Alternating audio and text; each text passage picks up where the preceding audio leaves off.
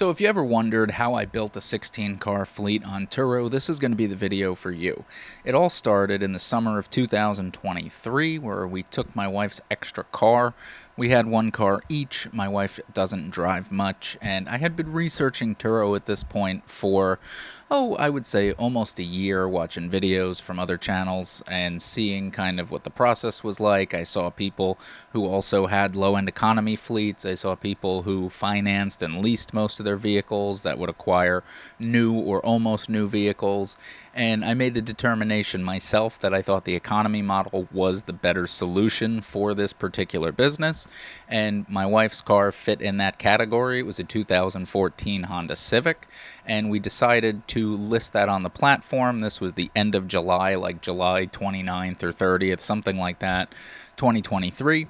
So we put that car on the platform. Its first full month was August, and I remember it made something like $830 in gross revenue for the month. We didn't have any repairs on it. We had just done the maintenance on it to maintain it for ourselves before that. So we just put it on the platform, brought in $800 basically, and we were cleaning the car. We were taking it to the shop if we needed to. We took care of all that stuff. We responded to all the guests, took care of the pictures, pre-trip, post-trip, all that stuff ourselves. And with that first month, we thought this was like the greatest thing ever. So then we decided to look for a car to purchase specifically for Turo, which ended up being our famed 2014 Kia Sedona. We bought that for about $5,500, and that was a minivan. Awesome car. Bought it with 109,000 miles. This was September-ish 2023. And that one was off to the races. Made a little bit of money in September, but really started picking up in October, which is also when we bought our third car, which was our 2012 Acura RDX, which has been our highest revenue earner by far, but also one of our more expensive cars to maintain. So that was the journey to get to our first three cars. Then from there, a heck of a lot more stuff happened. But first, if you haven't already, don't forget subscribe to the channel. Give us a big thumbs up. Leave a comment down below. What was your first Turo vehicle, or what are you looking at to be your first Turo vehicle? I'd love to hear from you, and I think it would be absolutely awesome to have that dialogue. I could certainly tell you at the end of the video what I think my next Turo car is going to be, but you got to stick around till the end for that. So let's continue with the story. So after the 2012 Acura RDX, that car started doing well as well. We started looking for a fourth car by December of that year, which ended up being our 2015 Hyundai Sonata. And we thought we were geniuses for buying this car. We found somebody who specializes in buying Hyundais that are in good condition, that had the engine recall, taking it in, having the new engine put in, and then turning around and selling it as a car with a brand new engine. Now, I thought we were overpaying slightly for the car, but because they just put a brand new engine in, a brand new engine from a dealership is probably about $8,000, and we got the car for, I think, $7,500. We thought we were getting a steal either way because we weren't looking at it as an investment to turn around and flip. We were looking at it as an investment to hold for a few years at least, and it's turned out to be a very good car. This car we did have some problems with in the beginning. The electronic throttle, the electronic hood latch, all sorts of weird little things with it. When we bought it, the backup camera was bad, so I replaced it myself actually with one on eBay for like $80 or something. And the car was down for a couple of months, almost right after we bought it, from like February to April. And it was just, we thought we were having issues with the engine, but it was the knock sensor, sensitivity. They replaced it at the dealership twice because they honored the engine that they put in. And I remember the master mechanic telling me, he's like, there's nothing wrong with your car. It's just that since we had this recall, they made the sensors so sensitive that the littlest thing will trigger a check engine light or going into limp mode or something like that. So they did do it a couple times, and thankfully it has not come up since, and it's been, more than 2 years since then, so thank God. And since then, the car has been very reliable. We've had to do minimal work to it with repairs, and it's continued to be a top performer. People love it because the Hyundais specifically have a very nice looking interior design style compared to other cars for that year. So it's definitely been a car that we like having. It's done all right for us, considering we did spend a decent amount of money in the beginning with those throttles and the hood latch and all that stuff, because some of them were dealer only parts. But lo and behold, we did wait a little while to buy car number 5. That was our 2013 Toyota Corolla, which has ironically ended up being the best investment we've ever made for the fleet, and probably the best investment I've ever made in my life, to be honest with you. That one, a year after we bought it, it had already done pretty well in terms of revenue. Somebody rented the car and still has it to this day. Haven't seen it in a year and 2 months now. It's gone to the shop twice. Yeah, twice in a year, just for oil changes, and now it has like a little exhaust leak that we're going to address. But the guest just keeps extending 1 week at a time, and I think that trip alone has made us like $15,000, something like that. It's paid for the car twice. We bought the car, I think, for $6,800 or $7,200, something like that. So that inadvertently has become the absolute best investment we've ever made, because we've spent almost no time on it. In the last year, we've spent maybe $150 on it, and it just keeps coming in every week, which this guest has been the greatest thing ever. So that was our first 5 cars. And the way that we did it back then, it was my wife, my father, and I. We all kind of shared taking care of the cars. If my wife and I were away, my father would come and help out. And when I'm working, if my wife's around, she would take care of the cars. And if I'm around, I would take care of the cars. All that to say, I think because of that situation, it was easy for us to be able to keep acquiring cars without requiring too much of a commitment from us. I think if you're completely solo and you're trying to do 5 cars by yourself, honestly, you're going to have a hard time. It gets to be a lot. But with 3 people, it's almost no work whatsoever. It was easy enough if somebody was always around or whatever. For my wife, because we had our daughter, it wasn't too bad for her to run over there, just take the car through the wash, or to just vacuum it or wipe the rugs or whatever and disinfect the interior.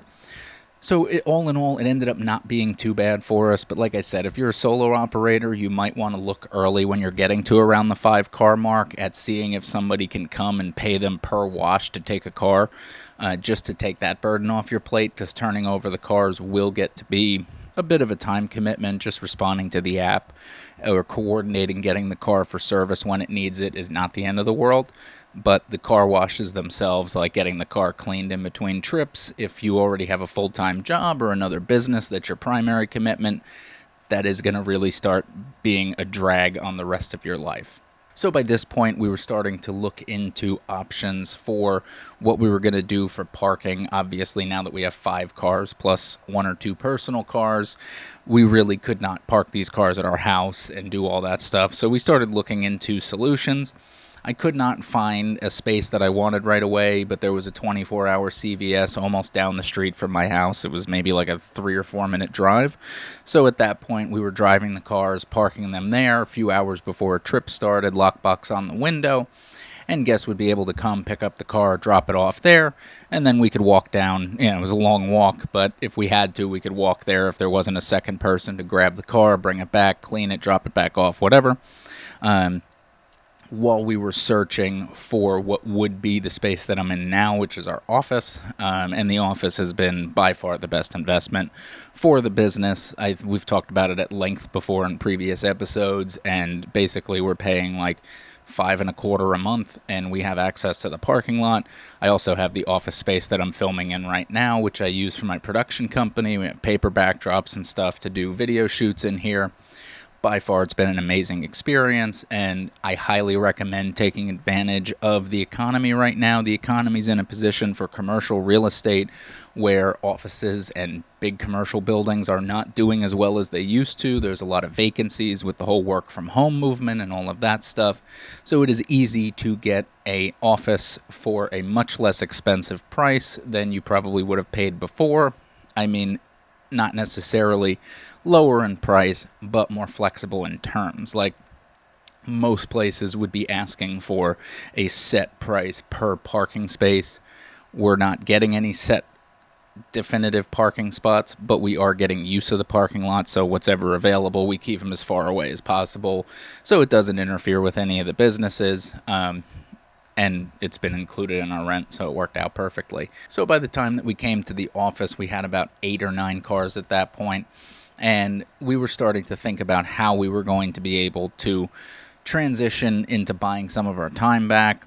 We found a car wash that was literally down the street from our office, which was nice. You make a right out of the office, go about a mile down the road, there's the car wash. You make a right out of the car wash, come down the street, you're right back at the office. Very easy back and forth drive, 2 miles. Doesn't affect the refueling or anything like that, which is fantastic. So we ended up becoming friendly and networking with the manager there because we were bringing a fleet of about 9 or 10 cars at this point, and that manager was looking for extra work on the side, and he was willing to come down either during his break or after he gets off of work because he lived locally to come and clean our cars, just zip them through the car wash, and we paid him a flat rate per car. And that ended up working for an incredibly long time, about a year, which was awesome. And then we were starting to look at how we could buy back our time from taking the cars from the office and bringing them to the mechanic. That was our next biggest time suck and something that really required us to be here. So that was when we started looking into mobile mechanics. We found one. It worked great for about 6 or 8 months. We continued to use them for that long. And then we noticed that we were starting to have some issues with consistency, timeliness, stuff like that. We've talked about the ghosting on the channel before. And so we decided to pivot, and the person who was cleaning our cars before, they also had a mechanical background. We decided to work with them as an independent contractor and make an agreement with them where they would handle cleaning and maintaining the fleet. We would pay them a flat monthly retainer with performance bonuses if the fleet is utilized, less downtime for repairs, so on and so forth. And that has worked out great for us. It was about a 30% increase in our ROI, and it also helps them have some consistent income with room for growth. So that has been one of the biggest unlocks for us. Can't recommend it enough. And I think that that is how we were able to grow to now 16 cars, and we are looking to expand beyond that. As you know, Turo has changed some of the policies and the rules with the way that the business is working, and because of that, it is hurting the low-end economy model extensively. We are trying to transition some vehicles off of Turo now, ones that are older, higher mileage, more base model cars, and put them maybe privately or just sell them. We're not sure yet what we're going to do with them. We are looking into launching a private rental fleet separate from Turo. We will never use the same car on both platforms. We don't believe in that. But what we're going to focus on for Turo is using higher trim package cars, maybe about the same year, same makes and models, stuff like that. Like we have a 2015 Honda Accord, fully loaded EXL, black on black, leather, heated seats, side view camera, all the nice stuff. So we're thinking more cars like that. The nicer ones will go on Turo because guests will have a better experience with them. Just the ooh and ah when they see the car will probably transition more towards a better rating. Same reliability as our base model cars, but they have more of that wow factor when they see them if they're getting a slightly more expensive, a slightly higher trim level car for the same or maybe a couple dollars more. That's what I think is going to be more successful on Turo going forward, as we've talked about. And then for like DoorDash, Grubhub, Uber Eats, stuff like that, we're going to try private rentals with like a Mitsubishi Mirage or a Nissan Altima or something that's just super cheap, super economical, beautiful on gas, and transition those to private. So that's kind of the strategy here. The next car that I'm looking at buying for Turo, I'm thinking small and cheap, like a Honda Fit, maybe an EXL Honda Fit, so a nice trim, small, reliable commuter car. I'm looking at something like that. I'm also looking for another SUV to either potentially replace our Acura RDX or our Mazda CX-5, or just add a third one to the mix. And I'm also looking again at like an EXL minivan or an EX because our Kia Sedona, which was fully loaded, that one's no longer with us, and we don't currently have a minivan. So that is another potential. So those are the 3 that I'm looking at right now. But again, if you haven't already, head on down to the description, click the link that's going to take you to Fleet Freedom. That is my private community where we do monthly Zoom calls where you'll have direct access to me. It's jam-packed with tons of value if you're interested in learning like the negotiating process, sourcing cars, auction strategy, dealership acquisition. We have tons of value in the course. We have tons of value in the community, and I think it's a great place to be. You'll meet other like-minded people who are looking to build, expand, start their fleet, and it is updated with problems that I am solving in real time that we as operators are facing. So I'll catch you on the inside, and again, don't forget, like the video, subscribe, and leave a comment down below. What car are you thinking of getting? And I'll catch you in the next one. Take care, everybody.